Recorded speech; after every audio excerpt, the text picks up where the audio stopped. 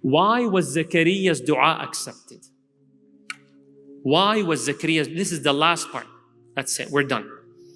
I want to ask you a question to see how much you guys were paying attention last session. Ready? Why did Allah save Yunus from the stomach of the whale? We emphasized it a lot. Go ahead. Dhikr, ahsanti. May Allah make you of the dhakirat. Say ameen. Excellent. For all those who thought of the answer. Allah says, فَلَوْلَا. If it wasn't that he said, subhanallah, dhikr a lot, he would have stayed in the whale's stomach till the day of judgment. That he would die, his grave will be there, and he'll be resurrected from the stomach's whale. But what saved him was dhikr. Now the question is this. A dua that is extremely against all odds without exaggeration, correct? One of the most extreme du'as that was ever accepted. Why did Allah accept it? Allah tells us three things.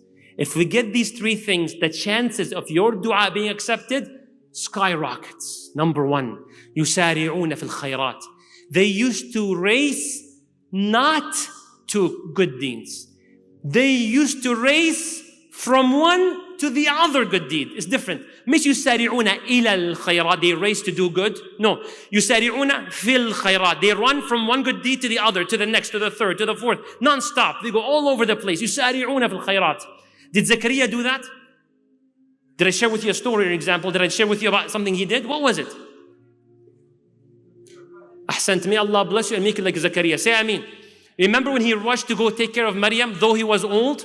يسارعون في الخيرات. He does not delay that which is right.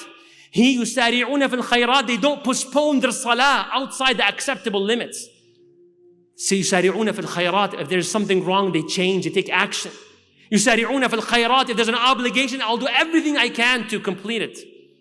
ويدعوننا رغبا ورهبا. They used to always make dua. And did Zakaria do that? Did he always make dua? He's probably the best example, literally, I think in the entire Quran, of someone who continuously made dua for decades and decades and never gave up. You know what the Prophet ﷺ says? Allah will accept your dua as long as you're not hasty. That's what the Prophet ﷺ said. Allah yaqbal dua ma lam yasta'jil, as long as you're not hasty. So the people say, what does hasty mean? He says, a person says, da'awtu wa da'awtu wa da'awt. I made dua, I made dua, I made dua. I never saw it happening. So he lets go of the dua and he stops. So this means if you continued sometimes one more time, 2 more times, 10 more times, you would have got it.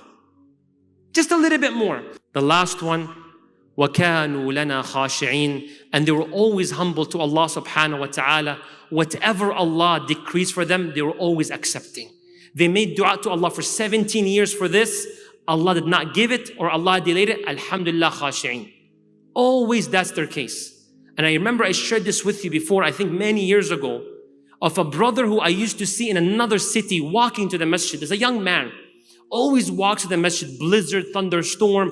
He walks to the masjid. Very inspiring, I'll be honest. And I used to see him, so I used to park on the side and say, Ta'al, come in, come in.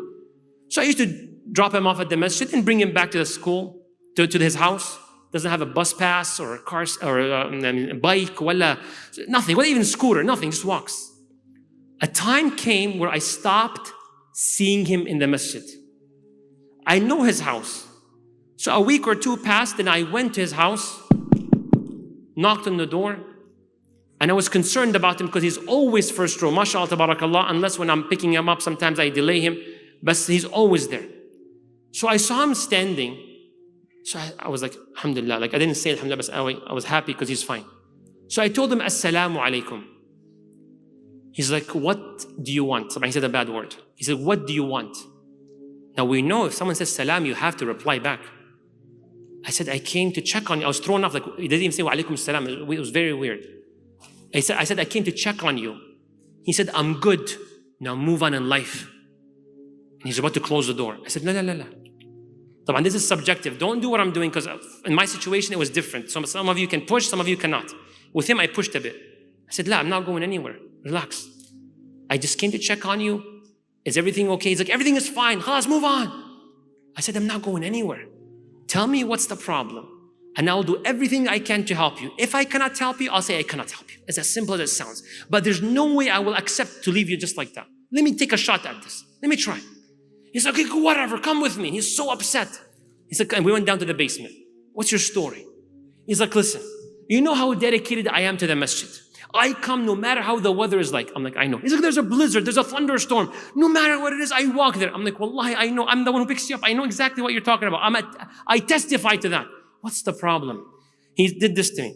He said, for the past 9 months, he said, 9 months, I've been making all kinds of dua. Not a single one God gave me.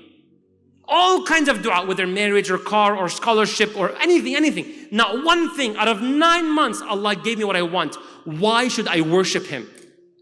He dropped the ball completely. Dropped salah, dropped everything. And this is the danger of ibadah without ilm, without knowledge. Did you see what just happened here?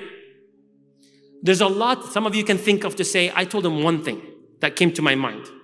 I said the Prophet ﷺ says, whenever you make dua to Allah subhanahu wa ta'ala, in one hadith, one of 3 things happen. You ask Allah for something, whatever it may be. Ya Allah, I want this, I want this, I want this person for marriage, I want this scholarship, whatever it may be. You asked Allah, Allah will give you what you asked for. Option 2, you asked Allah for this thing, maybe for years and decades, but Allah did not give it to you. What's option 2? Allah will block something that was gonna come to you. Block? No, I want it to block, I want it to come. I'm not talking the thing that you want will be blocked. You make dua, Allah will block a thing that you do not want to come towards you. Remember the first story I told you at the beginning of the session? The deer. MashaAllah, excellent. Remember? When I was driving, for those that came late, I was driving last night at 70 some miles per hour, and a deer came right in front of me. Then Allah helped me by going a bit to the left and going back, and then alhamdulillah saved. Bifadlillahi subhanahu wa ta'ala. I would have been dead. Wallahu ta'ala a'lam. So this might have been because of a dua that I did when I was in high school. Ya Allah, I want this university. Allah, I want this university. I never got the acceptance letter from that university. So I got accepted in McMaster University, which is in Hamilton, but I really wanted Waterloo, which is in Ontario. It's one of the best engineering schools in the entire province. But Allah did not give that to me. Then I stayed locally, and maybe that was the blessing. You guys with me? So that's option 2. You ask Allah for something, Allah blocks the hardship. The last option is what? You ask Allah for something, He does not give you what you asked for. He does not block a hardship that was coming your way. Option 3, Allah turns it to good deeds. Yawm al-Qiyamah, where you need it so bad. Imagine that was a dua that you're about to go to hell. But because of your dua, remember the whole Ashley situation?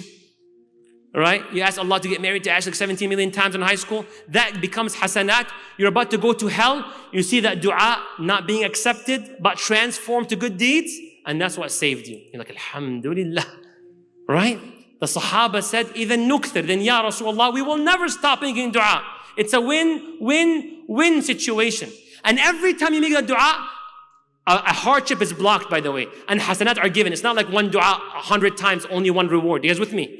Every time you made the dua for a righteous spouse, every single time, if Allah didn't give it to you now, Allah will give it to you later at a great scale, or every time a hardship is stopped. Allahu Akbar. You know how many times you were saved? So the Sahaba said, we will not stop. The Prophet ﷺ did not say, come on guys, don't be greedy. He said, Allahu Akbar, Allah loves this attitude.